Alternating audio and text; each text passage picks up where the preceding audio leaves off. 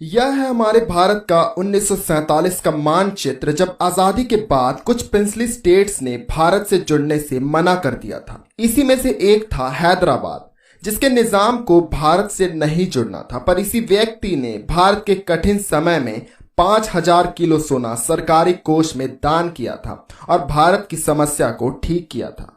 आइए जानें इसके बारे में कि यह कौन व्यक्ति था जिसे भारत में एक समय जुड़ने का मन नहीं था, पर बाद में उसने भारत के सरकारी कोष में 5000 किलो सोना दान दे दिया। 31 जुलाई 1720 में हैदराबाद में निजाम शाही शासन शुरू हो गया था। इसकी नींव उस समय कमरुद्दीन खान ने रखी थी, पर 18 सितंबर 1911 को हैदराबाद का सिंहासन मीर उस्मान अली खान को मिला, जिनका जन्म 6 अप्रैल 1886 में हुआ था।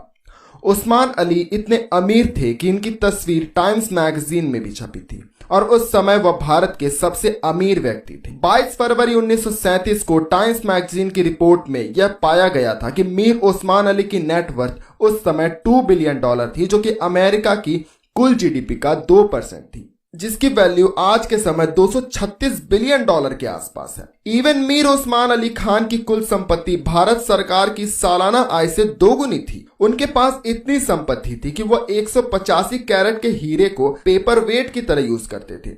मीडिया रिपोर्ट्स में उस हीरे की कीमत अराउंड 1500 से 3500 करोड़ आंकी जाती है। इस हीरे का साइज शुतुरमुर्ग के अंडे के बराबर था। कहा यह जाता है कि यह निजाम काफी कंजूस थे। यह निजाम मोस्टली मैले कुचैले सूती पैजामा में और फटे जूतियों में देखे जाते थे। वह 35 साल से एक ही टर्किश कैप पहने हुए दिखाई देते थे, जिसकी कई जगह से सिलाई उखड़ चुकी थी।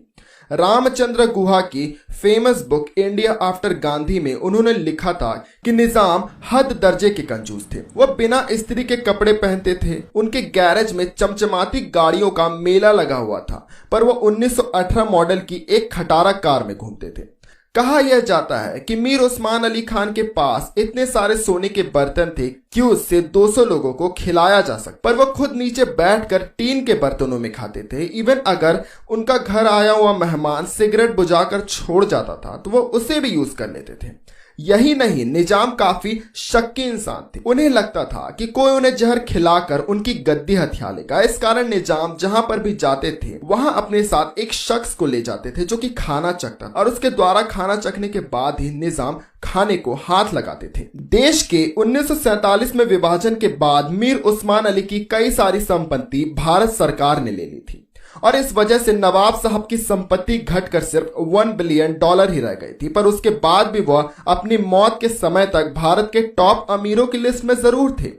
उन्होंने विभाजन के बाद लंदन में स्थित नेटवेस्ट बैंक में £1 मिलियन के आसपास की रकम जमा करवाई थी। इसे निजाम ने पाकिस्तान के उच्चायुक्त को यह रकम भेजा था। इसकी आज कीमत 300 करोड़ के आसपास हो चुकी है। इस कारण इस रकम को लेकर भारत और पाकिस्तान में विवाद रहता है। निजाम के वंशज मकरम जा और उनके छोटे भाई मुखफ्फम जा इस विवाद में भारत के साथ हैं। लंदन के रॉयल कोर्ट ऑफ जस्टिस में जज मार्क स्मिथ ने इस फैसले में यह कहा था कि इस फंड के मालिक मीर उस्मान अली खान थे और यह पैसा अब उनके वंशज और भारत को मिलना चाहिए, न कि पाकिस्तान को। उस्मान अली खान के बाद उनके वारिस अब गुमनामी और साधारण जिंदगी जी रहे। निजाम ने मुकर्रम को अपना वारिस घोषित किया था, पर मुकर्रम आज टर्की के इस्तांबुल के एक छोटे से फ्लैट में रहने के लिए मजबूर है। हैदराबाद में धर्म के नाम पर उस समय बहुत भेदभाव हो रहा था। इस कारण वहां की एक बड़ी मेजॉरिटी चाहती थी कि हैदराबाद को भारत से विलय हो जाना चाहिए। सिर्फ धर्म के नाम पर लाखों लोगों को मौत के घाट उतार दिया गया था। इस कारण वहां से लोग भागकर भारत में घुसते जा रहे थे।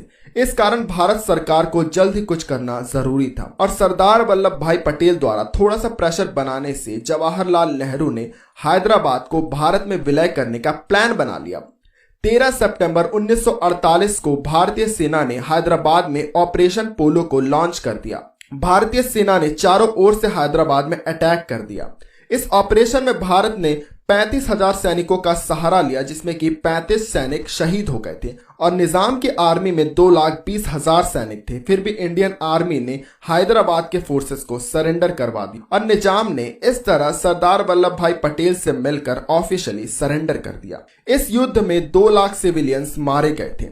इसके बाद भारत को 1962 में चीन के साथ युद्ध झेलना पड़ा और उसके बाद 1965 में पाकिस्तान के साथ। इस कारण 3 वर्ष में 2 युद्ध झेलने के कारण भारत की अर्थव्यवस्था लड़खड़ा गई थी।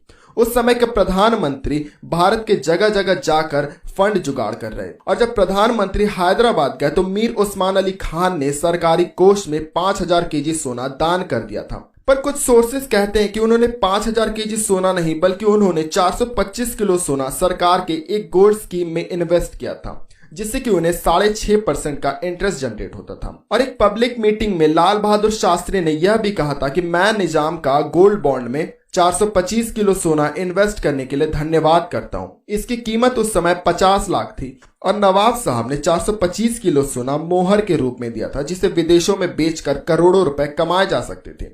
अब बात यह है कि उन्होंने सच में 5,000 किलो सोना दान किया था या फिर 425 किलो वाली स्कीम सही थी। वही उस समय भारत के इस आर्थिक संकट में तिरुपति मंदिर ने 125 किलो सोना दान किया था। वही तेलुगु फिल्म इंडस्ट्री ने 8 लाख का कैश दान किया था। उम्मीद करता हूं आज का वीडियो आपको पसंद आया होगा। वीडियो पसंद आया तो इस वीडियो को लाइक कीजिए, हमारे पेज को फॉलो कीजिए और हमारे इस वीडियो को शेयर करना न भूलिएगा। धन्यवाद।